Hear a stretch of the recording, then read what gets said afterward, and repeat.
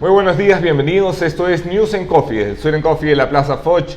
Hoy para pasar revista a la actualidad política del Ecuador, nos tomamos un cafecito para pasarnos el chuchaque de la visita correísta que, según las voces oficiales del país, culmina hoy con el regreso del expresidente Rafael Correa a Bélgica para pasar revista a este y otros temas. Nadie mejor que el periodista Andrés Carrión. Gracias, Andrés, por estar acá. Gracias a ustedes. Para mí es un gusto poder participar en esta entrevista y poder compartir algunas ideas y algunos pensamientos que podamos proponerte. Les recordamos siempre que estamos atentos a sus comentarios, a sus preguntas para Andrés Carrión en directo. Y no se olviden, por supuesto, de darle like y compartir. Andrés, último día de visita del expresidente Rafael Correa. ¿Cómo valoras esta semana? Habría que pensar un poco lo que ocurre alrededor de Alianza País. Alianza País para mí siempre fue concebida, fue pensada, fue impulsada como una secta. Me da la sensación de que esa es la mejor definición, en donde incluso el monje superior o el sacerdote mayor o como se llame, tenía un traje especial, que era una manera de distanciarse de la plebe, de los fieles que no tienen esa jerarquía.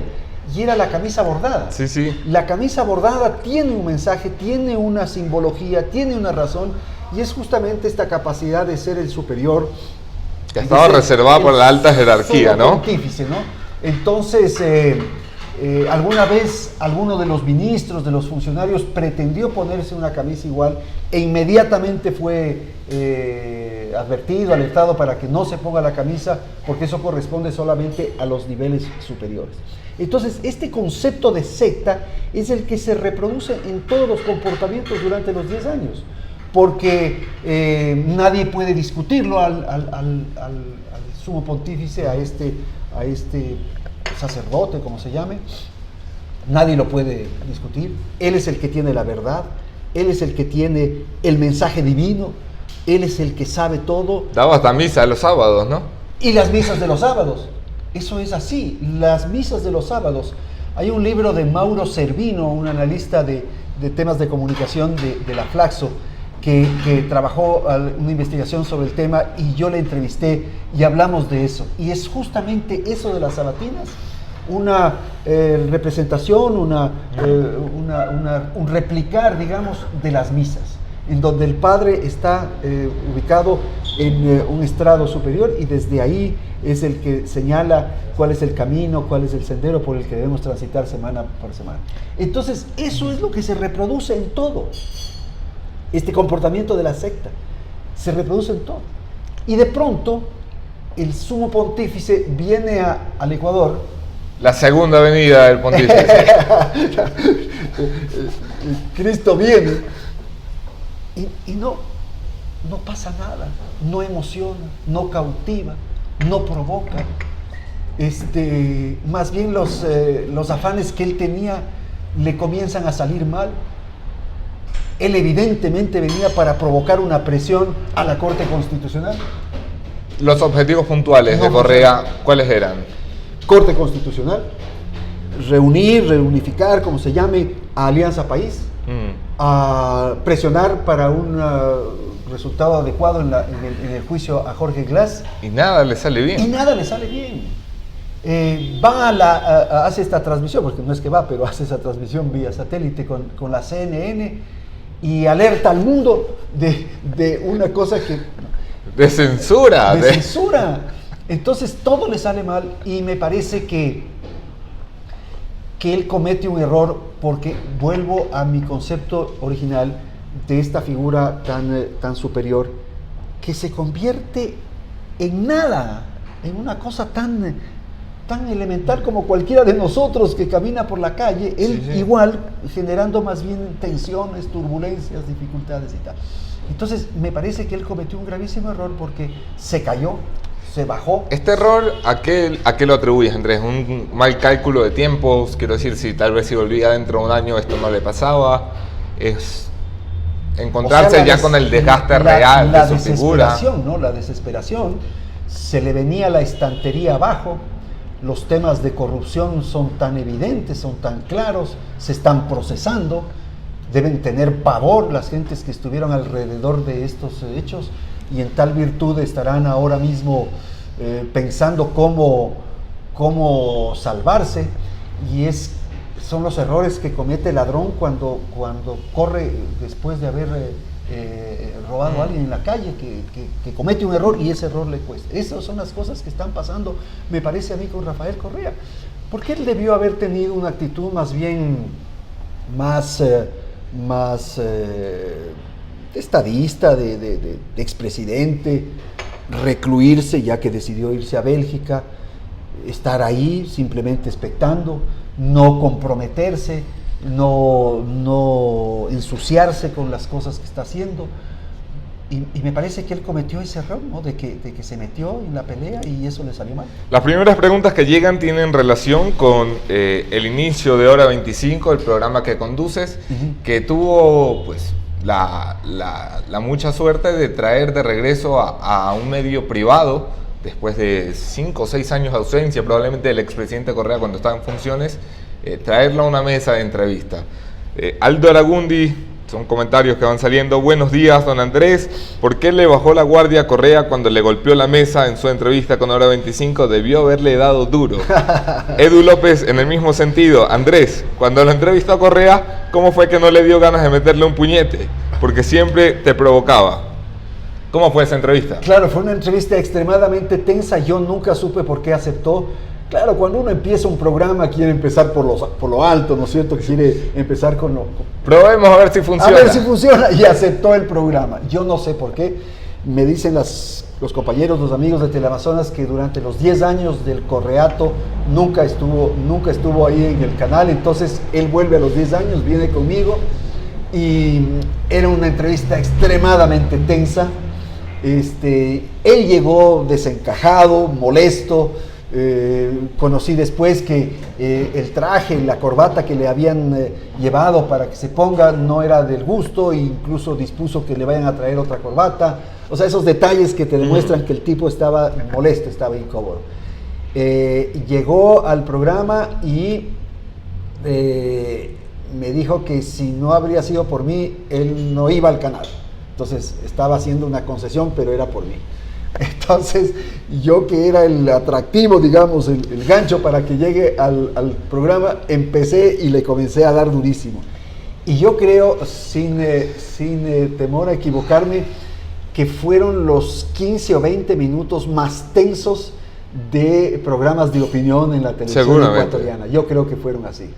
Y claro, ahí yo le golpeé la mesa, él amenazó con irse. Yo pensaba que tal vez era mejor que se vaya y yo quedar como estrella. Y aquí me quedan 15 minutos de cámara a mí. Entonces, al ir al corte comercial, yo le dije tratándole de tú. Yo le dije, Rafael, baja el tono, no podemos seguir así. ¿Qué te pasa? No podemos seguir así, bajemos el tono. No, es que tú me empezaste. No te he empezado nada, porque yo le hice unas preguntas muy elementales al principio. O sea, te dijo, como niño chiquito, tú empezaste. Yo le pregunté, ¿qué siente en la soledad del poder? Esta es una frase que se repite mucho en el periodismo político ecuatoriano, porque es una expresión de Velasco Ibarra, que decía que él sentía la soledad del poder cuando tenía que tomar una decisión, cuando tenía que firmar un decreto, cuando tenía que, en fin, tomar una decisión de gobierno. La hacía él solo. Entonces yo le hice esa pregunta con el afán de que él me diga, sí, me he sentido, pero no, él como es soberbio y importante, digo, no, yo siempre he estado acompañado, acompañado del pueblo. Bueno, entonces, como te digo, yo empecé con entrevistas muy elementales, muy sencillas, sin ninguna tensión, y él fue subiendo de tono, y claro, yo también fui subiendo de tono, y ahí golpeé la mesa, él amenazó en irse, y ya en el corte pedí que bajemos un poco. Y bueno, y la entrevista ya siguió a ritmo normal. Y pudimos terminar, que a la final también hay que entender en términos de... ¿Es posible entrevistar a Rafael Correa? O sea, no me refiero a conseguir la entrevista, me refiero a que responda a las preguntas que le haces durante la entrevista. Sí, claro. O sea, a mí me parece que Rafael Correa no es un tipo talentoso. No me parece que tenga lo que llaman inteligencia emocional. Pero sí es un tipo, ¿cómo te puedo decir? Es rápido, ¿no? O sea, es un profesor que ha dado clases durante mucho tiempo y es capaz de responder cosas que en ese momento pueden entusiasmar, pueden encandelillar, pueden generar algún interés. Cuando tú comienzas a desmenuzar lo que dijo, quizás si haces un levantamiento del texto de lo que dijo, te das cuenta que no dice nada, que es vacío, que es repetitivo, que no es creativo, que no es inteligente. Yo no creo que sea inteligente. Fíjate que en los 10 años de gobierno yo nunca le escuché un discurso en el que haga una cita a un escritor, a un intelectual, a un filósofo, a un pensador, nunca. O sea, no es un hombre inteligente, te digo, en el sentido de... Sí, citaba mucho 3 o 4 versos de Neruda, pero nada más. A veces, y canciones de Silvio Sí. Rodríguez o esas cosas, o de Joan Manuel Serrat. Ivonne Ramia, Andrés, ¿cuál ha sido su mejor entrevistado? Yo recuerdo una entrevista con Carlos Julio Arosemena Monroy hace muchísimos años. Yo era un muchacho, era pelado. Hice esa entrevista y fue muy agradable. Carlos Julio Arosemena, por ejemplo, era un tipo inteligente, talentoso, creativo, imaginativo, perspicaz. Entonces, y además tenía una cosa que era que muchas veces respondía con monosílabos. Y eso es lo más complicado. Dios si quieres, mío, claro. probamos. Yo te respondo con sí o no y vas a ver que te descompone. O sea, es difícil porque tienes que estar Claro. al mismo ritmo, a la misma velocidad. Y esa, me acuerdo, fue una entrevista linda porque fue alegre, fue distendida, fue picaresca y con el talento de Carlos Julio resultaba muy, muy grato. Cristian Eduardo Vaca regresa a la entrevista con Correa y me pregunta algo que por eso me paro. ¿Qué sintió Andrés cuando le reclamó por un retweet? O sea, yo recuerdo mucho ese momento que fue muy surrealista en que el presidente de la República, al frente de un entrevistador, saca un papelito con los retweets que has hecho. Yo me sentía halagado porque decía, me ha estado investigando. No, probablemente él no, pero la gente de él me ha estado investigando. Me ha estado trasigando el cajón, me ha estado buscando mis cosas en el cajón del escritorio. Y me saca los retweets míos, hay uno con malas palabras y tal. Y me saca un libro que yo escribí hace muchos años. Y yo decía, qué honor para mí, un periodista modesto, que me cite en un libro que yo escribí hace años, cuando era el gobierno de León Férez Cordero y nos clausuró un canal de televisión que yo tenía. Qué bien, qué gusto. Entonces yo me sentía halagado, te voy a decir. Me sentía grato, me sentía contento. ¿Cuántos gobiernos has tenido en cobertura? Yo, yo empecé el año 1975. Antes del retorno a la democracia. Antes del retorno a la democracia, un 1 de septiembre de 1975, que como hizo Correa con el 30S, igual en ese tiempo se prohibió decir la fecha, no se podía decir 1 de septiembre. Entonces el chiste y la broma de los quiteños era 32 de agosto, para referirse a esa fecha, porque ese día hubo un intento de revuelta de Estado, un intento de golpe de Estado. Un general, el general González Alvear, provocó una sonada para tumbar al gobierno de Rodríguez Lara, del general Rodríguez Lara. Y esa revuelta, esa acción que se produjo, se la denominó la guerra, la batalla de la funeraria, porque los militares que provocaron esta sonada se reclutaron, se escondieron en una funeraria, entonces por eso se recuerda. De modo que desde ahí habría que contar los gobiernos y resulta muy difícil. Habrá más de 13, 14 o 15 gobiernos. Y hay que ver, hay gobiernos de un día, de 2 días, ¿no? ¿Alguno tan concentrado o tan alrededor de la censura como el último? Bueno, este de Correa es impresionante, ¿no? Pero el otro gobierno que fue muy duro con la prensa fue el de León Febres Cordero. Ahí nosotros teníamos un canal de televisión que nos lo clausuró Febres Cordero. Febres Cordero dispuso la clausura de ese canal y nosotros no pudimos operar durante todo el gobierno de Febres Cordero, y nosotros íbamos a hacer denuncias en los organismos internacionales, nos íbamos a las Naciones Unidas, nos íbamos a la Asociación Interamericana de... Correa nunca llegó al cierre de canales. ¿Por qué se lo acusa de ser más duro que Febres Cordero en relación con la prensa? Utilizaba argucias y fórmulas más sutiles. Entonces, claro, si tú dices, es que él nunca persiguió, que no sé qué, pero utilizaba mecanismos muy sutiles. Fíjate, por decirte algo, lo del diario Hoy, el cierre del diario Hoy. Claro, si tú haces un estudio y tal, no dispuso la clausura o el cierre del periódico, pero lo fue conduciendo, lo fue llevando a esa situación. Fíjate lo que ocurrió con periodistas. Claro, tú podrías decir, no hubo una persecución así como se registró en un momento dado en que los gobiernos los mandaba a dar palizas, a pegar a los periodistas. No hubo durante el periodo de Correa, pero sí hubo mecanismos para silenciarlos finalmente. Quizás los casos más emblemáticos son los de Jorge Ortiz y Carlos Vera, son los más conocidos. Y nos iba apretando, nos iba achicando. Utilizaba mecanismos sutiles, influencias o presiones a los dueños, temores a los dueños, y esta especie de autocensura, que no sé si decir especie, esta autocensura que se produjo en el Ecuador. ¿Alguna vez dejaste de publicar o decir algo en la última década por miedo a una consecuencia? Por autocensura, Yo creo que sí, o sea, difícilmente te podría decir fue este caso, pero inconscientemente había eso.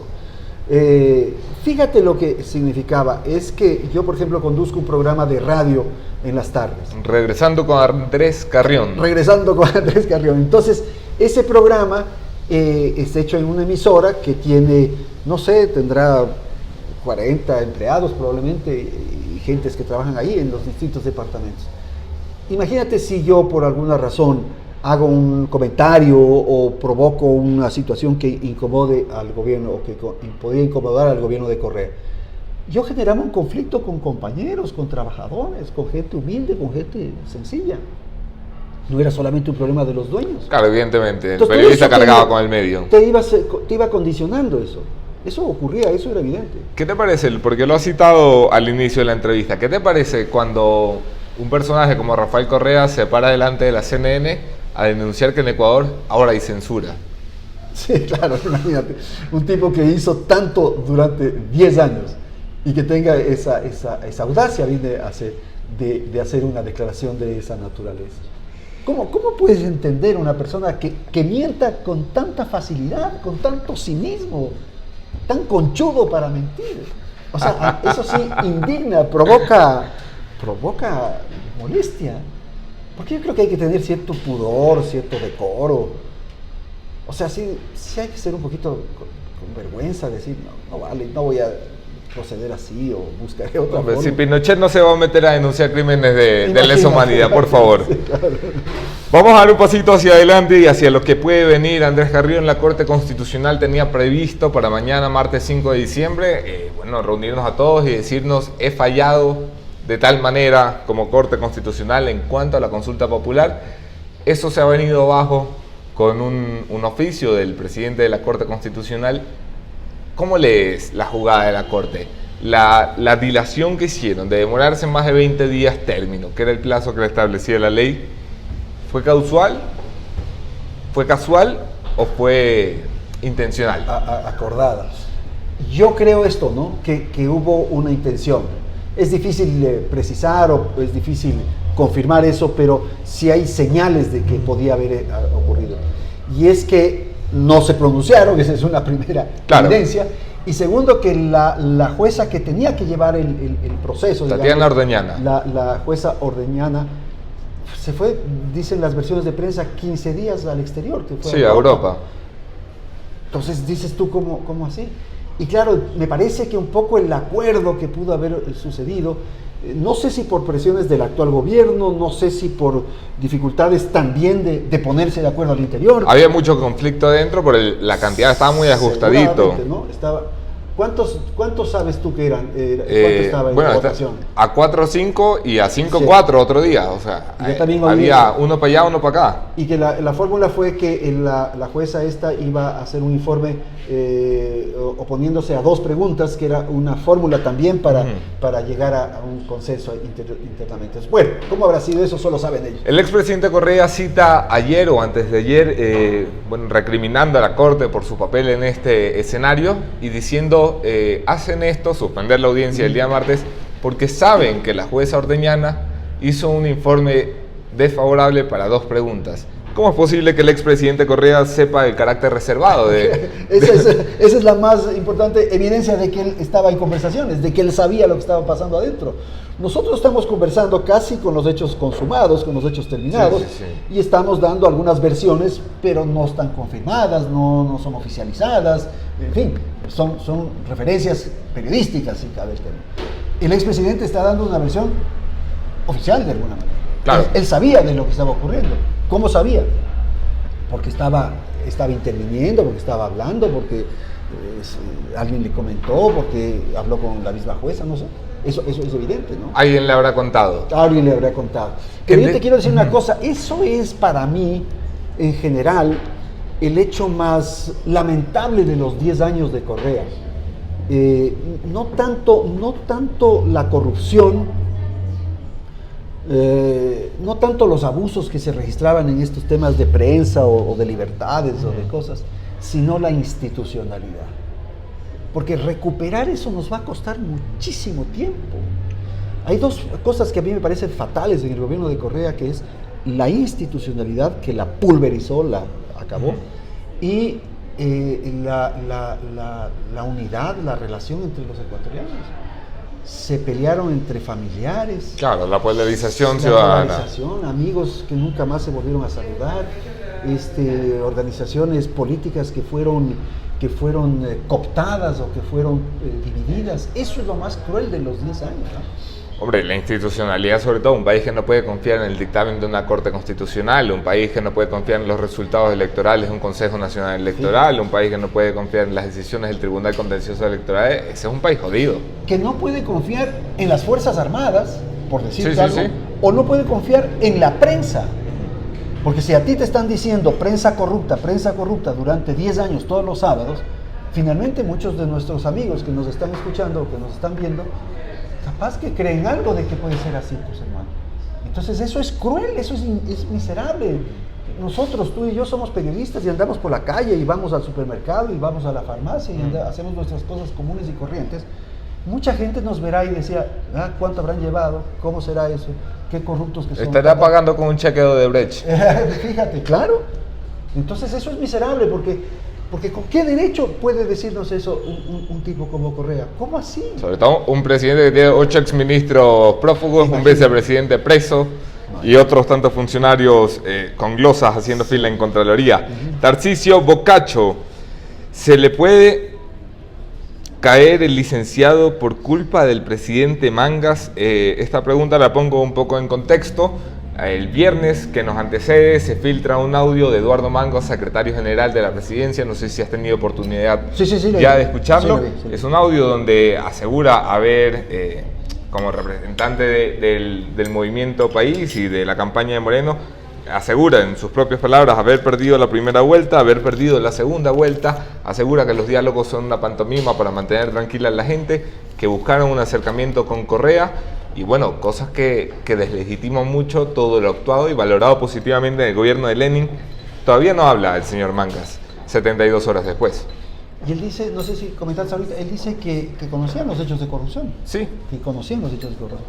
Sí, es más, dicen que crean el Frente de Transparencia Anticorrupción para hacerle contrapeso a la Comisión Cívica Anticorrupción, que había ganado mucha legitimidad.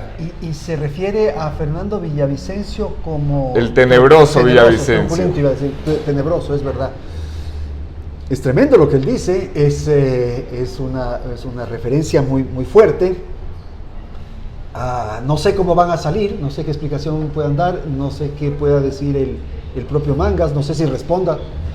En fin, pero ¿crees que es posible en un país que se filtra un audio tuyo del secretario general de la presidencia diciendo todo lo que dice y que el señor pues mira por otro lado y sigue haciendo su trabajo? Bueno, es que esa es la estrategia de muchas de estas personas, ¿no? O sea, no le ponen atención, no se responde y se diluye, se pierde. Después de 8 días ya estamos en otra cosa. Y ya se callarán. Se convierte en una anécdota nada más, ¿no? Pero claro, ¿qué podrá pasar? Es difícil saber. Yo sí creo que debe responder, debe aclarar, debe decir algo. Esperemos saber qué ocurre en el transcurso de estas horas, ¿no? Hay quienes se refieren, de hecho la pregunta se refería a Eduardo Mangas como el presidente Mangas. ¿Es sobrevalorada la figura de Mangas dentro del gabinete de Lenín Moreno o tiene algo de cierto que es el nuevo hombre de los sectores estratégicos? O sea, a mí me parece que muchas gentes consideran que Lenín Moreno no tiene una capacidad, una brillantez intelectual, en fin, y que por lo tanto hay pensadores que están atrás, ¿no? Durante los primeros meses era Gustavo Larrea, que Gustavo Larrea era el genio, que él era el que provocaba todo esto. La gran cabeza. La gran cabeza. Como Gustavo Larrea, pero me parece que lo han replegado, o él mismo se ha replegado un poco, aparece Mangas, y Mangas es el gran gurú de estas cosas. Yo no sé cómo funcionará ahí adentro la presidencia, ni cómo será el esquema de influencias o de círculos de poder que hay alrededor del mandatario. Pero entiendo que Mangas sí tiene una enorme capacidad de influencia y una capacidad de bueno, un puesto menor no ocupa, ¿no? No es un ministro menor, no es un funcionario menor, ¿no? Por cierto, aprovecho la oportunidad. Hoy en La Posta publicaremos documentos relacionados al círculo íntimo del presidente en contratos con Petroecuador. Este es un seguimiento a la información que publicamos el día lunes pasado de contratos del padre de la canciller con la institución del Estado, en el cual Eduardo Mangas es miembro del directorio. Hoy publicaremos nuevos contratos de otra persona muy cercana al círculo presidencial que también ha utilizado Petroecuador como un multiempleos para su familia. Quédense con nosotros en la edición de hoy. Guille Páez te pregunta, Andrés, ¿cuáles crees que fueron los 4 mayores errores de Correa en su retorno? ¿Y cómo valora su idea de crear un nuevo partido? Ha dicho que quiere crear la Revolución Ciudadana, que es un nombre que me había anticipado un buen amigo hace 6 meses, le debo pagarle una apuesta. Ahora me dijo, vas a ver que Correa en 6 meses quiere crear un partido llamado Revolución Ciudadana. Yo pensé que quien iba a crear el partido llamado Revolución Ciudadana era Lenín Moreno. Era Lenín. Porque Lenín Moreno repetía mucho, el gobierno de la Revolución Ciudadana, nosotros que somos de la Revolución Ciudadana, Revolución Ciudadana, Revolución Ciudadana. Y a mí sí me pareció que esa podría ser la estrategia. Pero ahora, de lo que se conoce de las declaraciones hechas en Esmeraldas, Correa está pensando o ha dado a entender que va a crear un partido denominado Revolución Ciudadana. Eso significa que ya está derrotado, significa ha perdido la batalla que por ha perdido país. La batalla, y que quien va a quedarse con el nombre de Alianza País es Lenín Moreno. Respecto a los errores de Rafael Correa al venir al Ecuador, me parece a mí que uno de los primeros errores es no entender el timing que decías tú respecto a su popularidad o su debilidad, ¿no? Dependiendo de cómo se vea. Estar en el poder, tener el control de los medios de comunicación, tener el dinero, tener los sándwiches, hace que uno se maree y que crea que tiene una gran aceptación. El rato que llega, como cualquiera de nosotros, y que tiene y ya no hay sándwiches, y ya no hay buses, y ya no hay permisos municipales. Y que no puede ir por la terminal normal y corriente que podríamos entrar cualquiera de nosotros al aeropuerto, y que tiene que utilizar otras argucias, otros mecanismos, es una señal ya de que no estaba muy seguro. Y el rato que ya entra al país, se da cuenta de que tiene una gran cantidad de gente que no está con él, eso es evidente. Entonces me parece que ese fue el primer error, no entender, no olfatear de lo que estaba ocurriendo en el Ecuador y lanzarse al vacío, y entonces ahí sí comienzan ya una serie de otros errores. Cristian Eduardo Vaca, mencionado Jorge Ortiz y Carlos Vera, ¿se considera usted, Andrés, un superviviente? Sí, yo creo que sí, porque logré sobrevivir a los 10 años estando en la televisión y estando en la radio, y sobreviví. Sobreviví, no sé por qué, tal vez porque el tipo de periodismo que yo hago no es tan confrontativo como es el de Carlos y el de Jorge. Tal vez porque yo logré ingresar a un tipo de medios que me respaldaron, que me apoyaron y que me permitieron seguir. De modo que soy sobreviviente. Qué importantísimo. ¿Sí? Jessica Jaramillo tiene una pregunta que yo estoy bastante obsesionado. En este escenario, con Correa de un lado y Moreno de otro, ¿dónde carajo queda la oposición en este país? Sí. ¿Dónde está Lazo? ¿Dónde está Lazo? ¿Dónde está Jaime Nebot? ¿Dónde está la izquierda? ¿Dónde están? Bueno, pero lo que ocurre es que me parece que Lenín Moreno tiene un gran aliado que es Rafael Correa. Rafael Correa para Lenin Moreno es fundamental, porque es el personaje que nos aglutina a todos. Claro. Como tenemos a Rafael aquí, todos los otros, los socialcristianos, los Creo, los Pachacutic, la UNE, los Yasunidos, todos los que estamos acá, tenemos un solo adversario que es Rafael. Y ese es el mejor aliado que tiene Lenin Moreno. Entonces, me parece que hay que protegerlo a Rafael, hay que tenerlo a Rafael vigente para provocar la unidad. ¿Y eso qué tanto desgaste le puede generar a la oposición? Pero el trabajo en una oposición no es solamente decir no funciona, sino crear una alternativa de gobierno. ¿Tú ves a la oposición ecuatoriana con capacidad de generar esa alternativa? Para nada, porque tiene esta figura de Rafael Correa una presencia tan estelar que todo lo que es oposición que está acá no se les ocurre, no se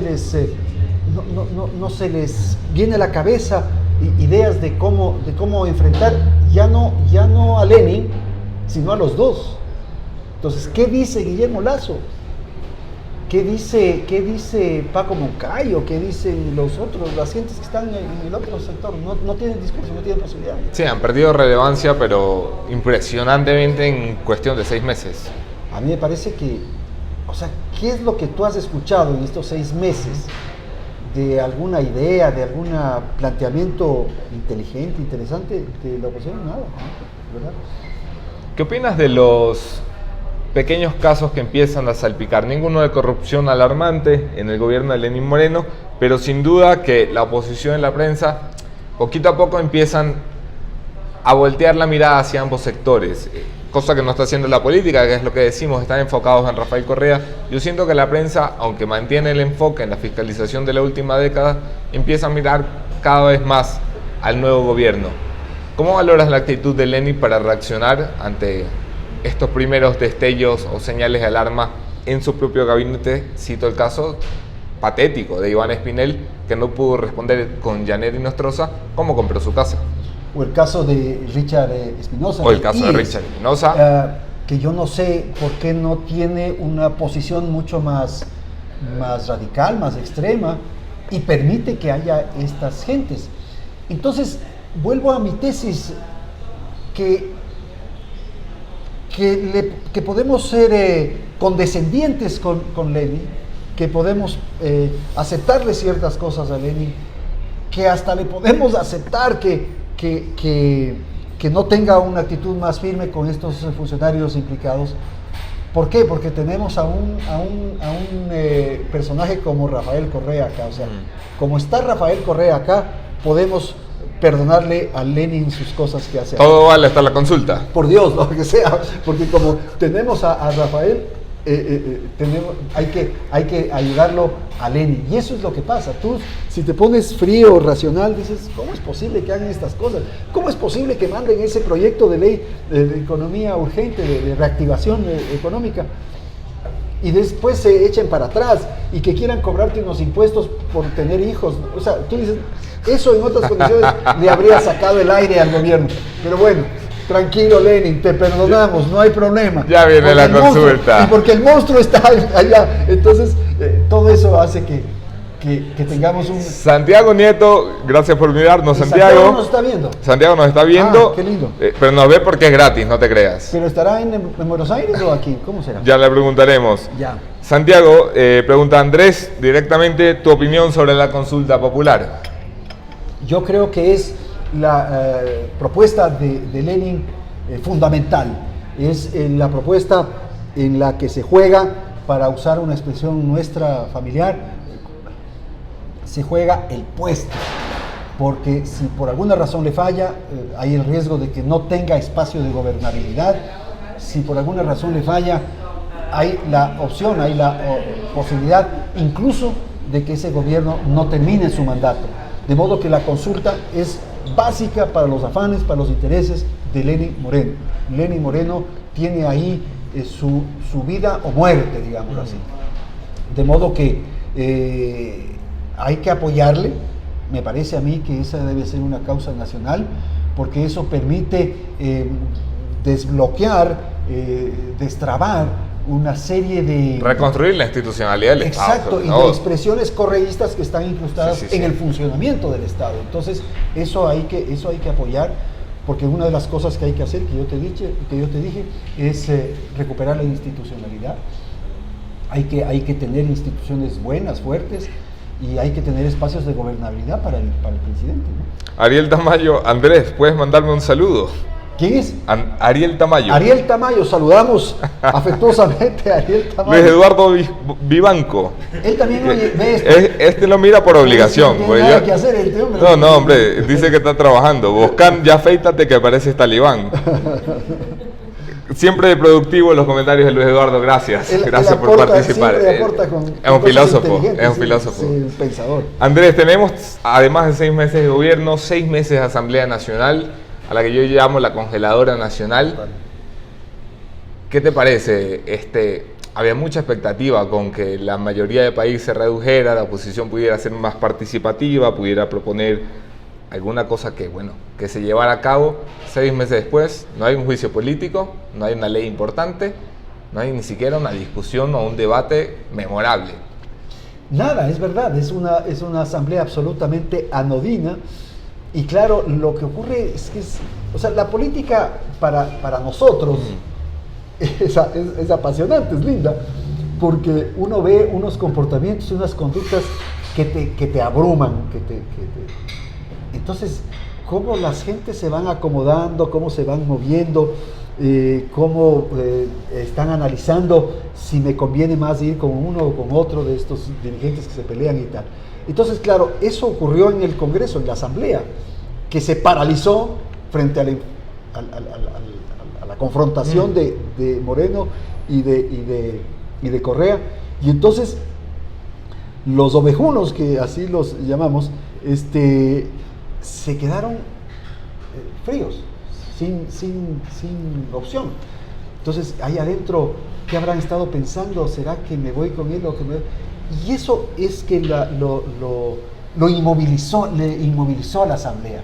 ¿Por qué si hay una partición tan evidente dentro de la mayoría de Alianza País, es posible, quiero decir, hay 47 morenistas y 23 correístas, 22 y medio dice muy graciosamente Javier Gallo. ¿A quién se refiere el medio? A Soledad Buendía, dice que está aquí y allá. Yo pensé que el presidente de la Asamblea, que le decía también. medio metro, le decía, sí. ¿Por qué si hay una partición tan evidente nos encontramos con una Alianza País que sigue votando en bloque y en muchedumbre y en un solo puño? En ciertas cosas, ¿no? Se han votado juntos. Creo que en la ley en la ley de reactivación económica, por ejemplo. Votaron juntos, sí. Es curioso eso. Lo que pasa es que me parece que en el lado de los morenistas todavía no existe un liderazgo lo suficientemente sólido de alguien al interior de la Asamblea, del bloque de Alianza País, que les ponga en orden, ¿no? Que alce la voz y que diga, vamos a votar así, hagamos asado. O sea, ahí estaba este muchacho Manavita Mendoza. Daniel Mendoza, que quiere liderar ahora. Me parece que él estuvo en ese afán y que estuvo en esas, pero todavía algo pasa ahí. Todavía le falta cortarse el cordón umbilical con José Serrano. Seguramente. Son los comentarios de su bloque. Entonces por eso es que todavía no es fuerte y no pega un ajo para poner orden a su bloque y obligar ya a una votación más adecuada, ¿no? ¿Cuándo crees que Moreno va a utilizar su nueva mayoría? Porque sí que la tiene, ¿no? O sea, con 47 de su lado, con una alianza visiblemente posible como Suma y otros 4 que han rebuscado por allí, están los 69. ¿Para qué tema podría plantear esa nueva mayoría? Bueno, después de la consulta, sí, yo creo que ya él toma la fuerza, el control y enviará proyectos seguramente. Tiene que aprobar la plusvalía, que es una de las preguntas que está en la consulta. Entonces seguramente tiene que mandar una ley de plusvalía con la cual se eche abajo la anterior. Entramos en la recta final de la entrevista. Andrés, el vicepresidente Jorge Glass entra hoy al 10º día de audiencia. Se espera que esta tarde, a las 3 de la tarde, cuando se reinstale la audiencia en la Corte Nacional, pueda dar por fin su testimonio. ¿Le ves luces de salvación política a Jorge Glass? No, para nada. Y tal vez ahí voy a enlazar con la pregunta anterior. Tal vez ahí tenga que usar la mayoría Lenin, ¿no? Porque es necesario designar a un nuevo vicepresidente. Eso ocurrirá, no sé, en días. van a tener que designar al nuevo vicepresidente y tendrá que enviar una terna y tendrá que mover muchos sus hilos para lograr que su candidato, de los tres que mande, su candidato sea el que gane. ¿Hay algún perfil vicepresidencial que se escuche Es difícil, ¿no? Porque dicen, en los oídos agudos como los tuyos? No, porque dicen que tiene que ser mujer, dicen algunos por asuntos ¿sí? de género, otros dicen que tiene que ser de la costa por asuntos regionales. Otros dicen que tiene que ser honesto. Otros dicen que tiene que ser... Entonces, como cuando éramos muchachos, cuando éramos chiquitos, que buscábamos al personaje, que te preguntaban, hombre o mujer, tienen que preguntar, vivo o muerto, porque también era para descubrir quién era. Me parece que ahí deben estar buitreando, ¿no? Los buitres deben estar ahí esperando para coger su carroña. ¿Y quiénes estarán? ¿Cómo estarán? No sé. Porque el vicepresidente que se designe, y como te digo, es cuestión de horas, se convierte en un personaje fundamental para los próximos años. Evidentemente. Porque todos sabemos que puede pasar todo. Todo puede pasar. Y frente a ese todo que puede pasar, incluso ese que designen en pocos días más, puede convertirse en presidente de la República. Entonces, todo eso tiene que pensar, ¿no? Acabamos siempre con una lista de nombres. Andrés, tú me dices lo primero que se te venga a la cabeza con ello. José Serrano, ¿cómo lo valoras? Ambiguo. Es Ambiguo. Una persona ambigua. Excelente descripción. Rafael Correa. Traidor. Jorge Glass. Quise decir ladrón, pero tal vez es muy duro. Vicepresidente de la República. De vacaciones. De vacaciones sin funciones. Y en la cárcel. Sí. Lenín Moreno. Presidente de la República. Carlos Ochoa. El censor. Fernando Alvarado. Fernando Alvarado es el gran propagandista de Rafael Correa. Carlos Vera. Periodista. Jorge Ortiz. Periodista y amigo. Andrés Carrión. Esas eran las respuestas que daba Carlos Julio Arosemena y por eso eran difíciles seguir esa entrevista. Porque en la entrevista... Al monosílabo, ¿quién le sigue la pista? ¿Cómo sigues? ¿Cómo sigues? ¿Y cómo puedes tener el mismo ritmo? Porque además, yo no sé quién lleva el orden en la entrevista, si el entrevistador o el entrevistado. Dependiendo del caso siempre, ¿no? ¿Tú qué crees? Hombre, dependiendo. Yo me imagino que... O sea, tú tienes una pauta para llevar la entrevista más o menos, le voy a preguntar esto. Sí, hombre, pero a un tipo como Hugo Chávez no le llevaba la entrevista ni Cristian Mampur, nadie. Ahora, pero si yo, por ejemplo, en el transcurso de esta entrevista hacía una referencia extraordinaria, decía que alguna cosa así tremenda, fuertísima, que hacía una revelación, digamos, muy fuerte, probablemente todo tu libreto se iba al diablo. ¿Por qué? Porque había que explotar aquello que yo había dicho. Evidentemente. Y sobre eso había que trabajar. Lo bueno es que yo trabajo, como te habrás dado cuenta, con preguntas de la audiencia, Eso que llega. es para no hacer mi libreto. Ellos hacen mi trabajo y yo cobro. Ah, pues eso. Claro. Ya está, pues, Andrés Carrión, gracias Listo, por estar gracias. aquí. Gracias a ustedes por conectarse. No olviden de darle like y compartir. Volveremos mañana con otro tema, otro entrevistado, mismo entrevistador. Ha sido un gusto, Andrés Carrión. Gracias a ti, felicidades.